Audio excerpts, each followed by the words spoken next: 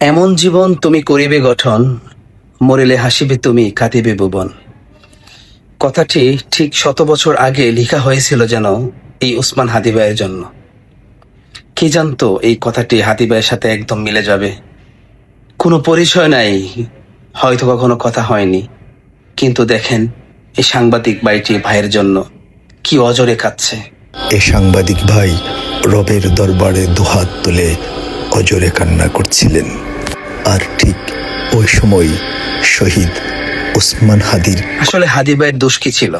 সে কাউকে মেরেছে, কাউকে হত্যা করেছে, কাউকে আঘাত করেছে, কাউকে বকা দিয়েছে? কিছুই করে নাই। সে তো সত্য কথা বলেছিল। সত্য কথা বলার জন্য একজন মানুষকে জীবন দিতে হয়েছে। এই দেশে যারা সত্য কথা বলবে তাদেরকে এইভাবে জীবন দিতে হবে।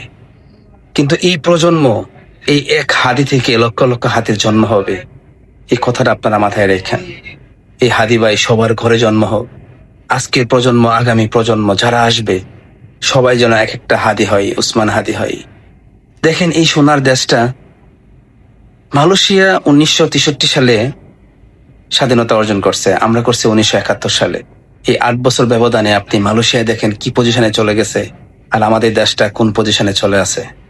আসলে আমাদের দেশে কখনো উন্নতি হবে না যতক্ষণ পর্যন্ত আমার ভাই তোমার ভাই এই নোংরা রাজনীতি, চুরি, দুর্নীতিবাজ এই দেশ থেকে মুক্ত না হবে।